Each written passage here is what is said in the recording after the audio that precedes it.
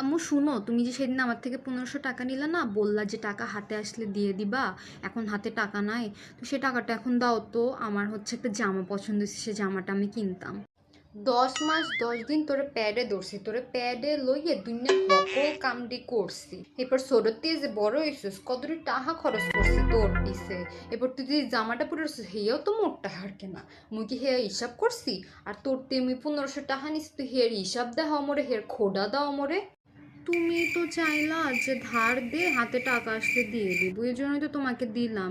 আর এটা তোমার জমানো টাকা থেকে আমি সেই টাকাটা তোমাকে দিছি, তাও ধার দিছি। দাঁড়? হ্যাঁ, তোর আর আমার মধ্যে কি দাঁড়ের সম্পর্ক? মা আর মায়ের মধ্যে কি কোনো দাঁড়ের সম্পর্ক আছে?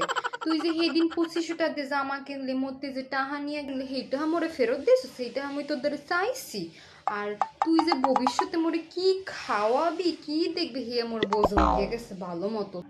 টাকা নেওয়ার সময় কি সুন্দর মা মামুনি দে, এখন আমার সাথে কি ব্যবহার করতেছে। থাক, টাকাটা লাগবে না, তোমার দিতে হবে না আমাকে টাকা। তোর টাহা মোর লাগবে না, মোর দ্বারা টাহা আইলে লগ লগ তোর টাহা তোরে আমি দিয়ে দিমু। তোর টাহা মুই চাই না। যে টাহা দেওয়ার পর খালি খোডা দেবে, হ্যার টাহা মোর লাগবে না।